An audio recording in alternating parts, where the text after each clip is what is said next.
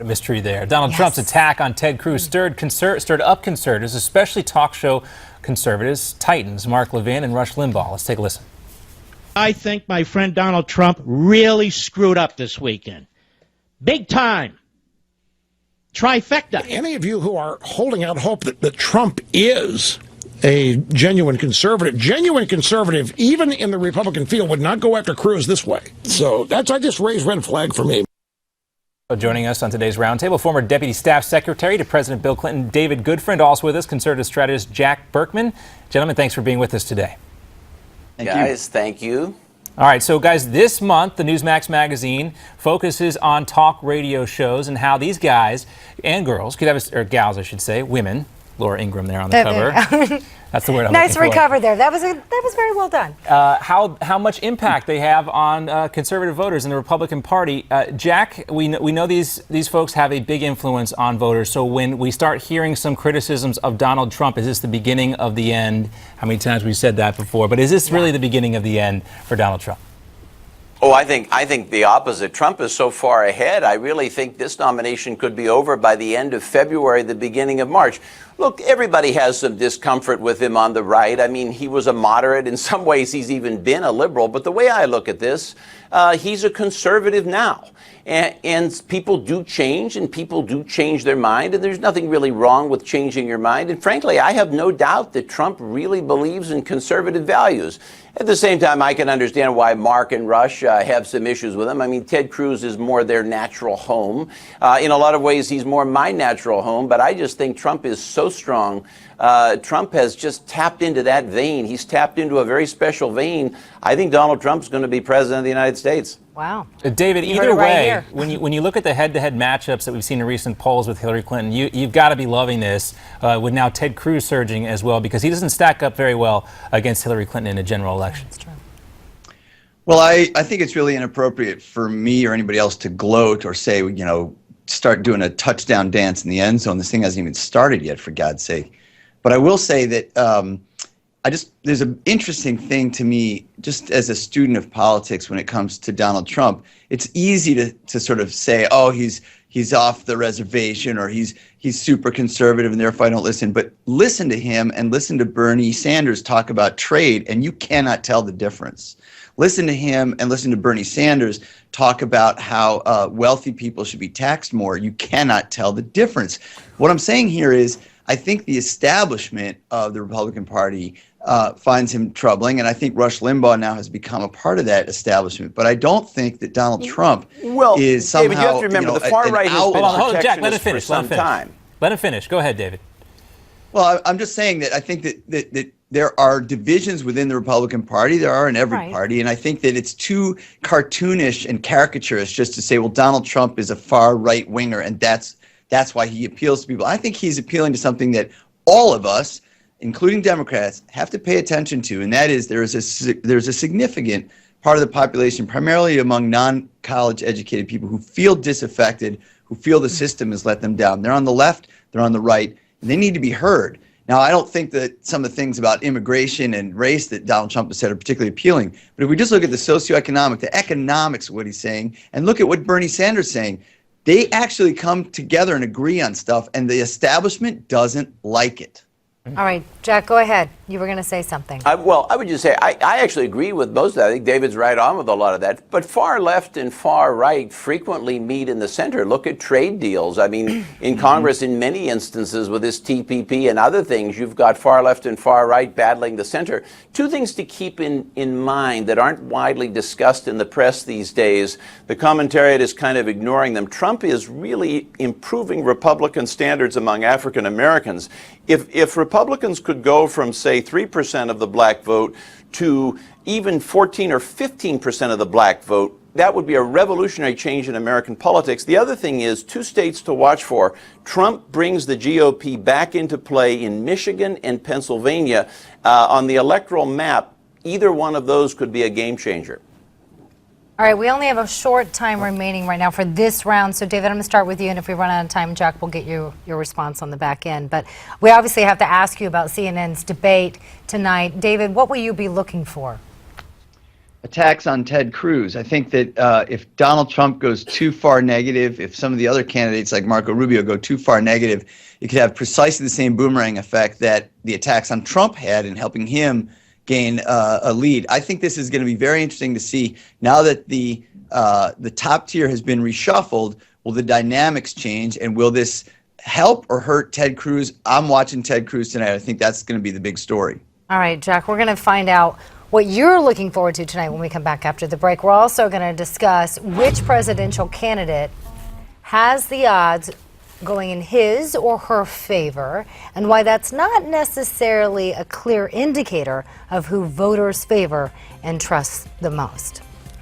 And we want to remind you to stay tuned to Newsmax TV tonight after the debate, where we will bring you special coverage. John and I will be there along with other Newsmax hosts and plenty of very special guests. The post-debate special begins at 10:30 p.m. right here Eastern Time. You don't want to miss it. And it's not too late to weigh in. We want to know what you think about MSNBC host Melissa Harris Perry calling Star Wars racist. Tell us what you think. We'll be right back.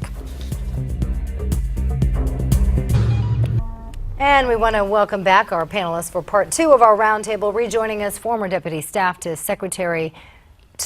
former Deputy Staff Secretary. There we go. It's a lousy to title. President It's a Bill terrible Clinton. title. You think I'd be able to just say it right? Okay, David, thanks for sticking around. No, it's a crummy title. Thanks for being a good sport. And also conservative strategist Jack Burkman. Thank you, gentlemen, for sticking around. Okay, Jack, we left off. We were talking about the CNN debate tonight. It's the last one of the year. What are you expecting tonight? Well, two things. I don't think Trump will go negative. There's no reason for him to go negative. I mean, he's But he 30 always points does. ahead of Cruz. The last thing I would do is go negative on Cruz, but I may have a minority view there. But here's the main thing to watch. The main guy to watch tonight is Marco Rubio. And will Rubio challenge Trump on this business of not allowing any Muslims to come into the country? Does Rubio want to step out and move to the left? He may be tempted to, because I think that's his natural inclination, but he'd better be careful, because his biggest problem with the base is he's already seen as being too far left. Keep your eyes on Rubio tonight. Yeah, I would think that would be a dangerous move for him right now. A couple things will be interesting. But he might do it. If you look at the makeup of the stage, because Rubio's a guy that doesn't move too far away from his natural feelings. You may see him do that, but I agree with you, Miranda. I think it's very dangerous. yeah, if you look at the makeup of the stage and where everybody's standing, it'll be interesting too. Also, a big factor in tonight's debate, I think, is going to be the crowd and their reaction to what happens. If the crowd is favorable to any kind of attacks on Donald Trump, I think you might see them start to snowball. But go ahead, David. Yeah, I was just going to say, in answer to my conservative colleague's observation, I think that's very true, that Rubio's natural inclination is, I would say, instead of left, I would say is to try to find middle ground where he can. Don't forget, he was part of that gang, of the bipartisan gang of senators that came up with an immigration reform bill. He stood next to Chuck Schumer and said, we're doing this together. And then going back to our prior topic of conservative talk radio, he got hammered on conservative talk radio, and within a matter of days had dropped his name from the bill. I think that trait is unappealing to people. They want to see a leader. They want to see a gutsy person who will stick to his guns. And if he were to come out tonight and say something that differentiates himself from Donald Trump, I think he would end up looking more like he's got a backbone than he did when he dropped off that immigration bill. Ironically, yes, I think that particularly among conservative voters, even if they don't necessarily agree with him, if they see somebody standing up and having a backbone and saying, this is what I believe, I think that goes a long way. He looks too much like he just melts under pressure right now, and I'd like to see him part do of the something issue, different. though, I agree in part, but disagree in part. We're having a lot of agreement tonight. That's rare, David. I know. But I would say with all of this, Trump has tapped into that key vein, and that key vein is something that nobody wants to talk about, but everybody knows is true, and that is the Republican base hates political correctness. And when you see Trump's numbers hold over time, what that means is that there are fewer and fewer and fewer undecided voters, because his numbers are holding. They're really not fluctuating. So a lot of these voters in a lot of states are already locking down. Now, of course, the biggest negative with Trump is that his negatives are high, and that will be a problem for him. Negatives usually don't change. Yeah, I was on, I don't know if I can say this on Newsmax. I was on Fox. Can I say that on Newsmax? What? I was on Fox News, yes.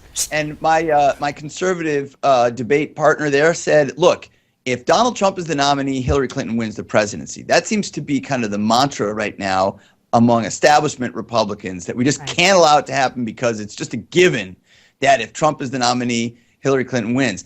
I just don't know if primary voters actually vote that way. I think primary voters say, who do I agree with, who's resonating with me, and I'm going to vote that way. Look at all the numbers that Bernie Sanders has racked up. Right. Well, we got a couple minutes and left. it's interesting you bring that up because it's a great segue for our next topic because it is kind of a painful statistic for many conservatives, but for fans, huge fans of Hillary, this is exactly what they're banking on. Take a look. According to PredictWise, the Democratic presidential frontrunner has the highest odds of winning the presidential election, with 58% of the odds going in her favor.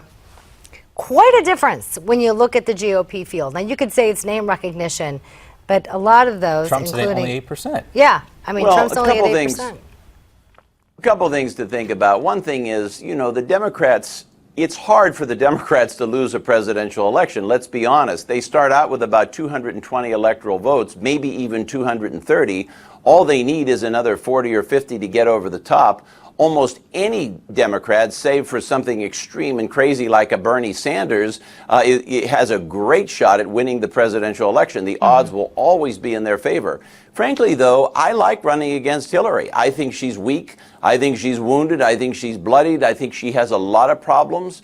I can think of a lot of Democrats that would make a much stronger candidate than she would. So I like the race. All right, well, the odds makers Well, in Vegas like Hillary. I have to. Yeah, right? Look, I just have to jump in on this. Okay, she has Quick, been David, tested. 30 seconds left. Okay, I've seen this before with the Clintons, and so have you. Beaten up, bloodied, yes, but stronger, actually, as a result. Yeah. And I think in this case, the contrast is what's key. If the Republicans put somebody up that symbolizes a huge contrast to Hillary, that actually will help her more than if they try to blur the differences with a centrist candidate. All right, gentlemen, that's all the time we have. David Goodfriend, Jack Burkman, thank you both for joining us. It was a pleasure.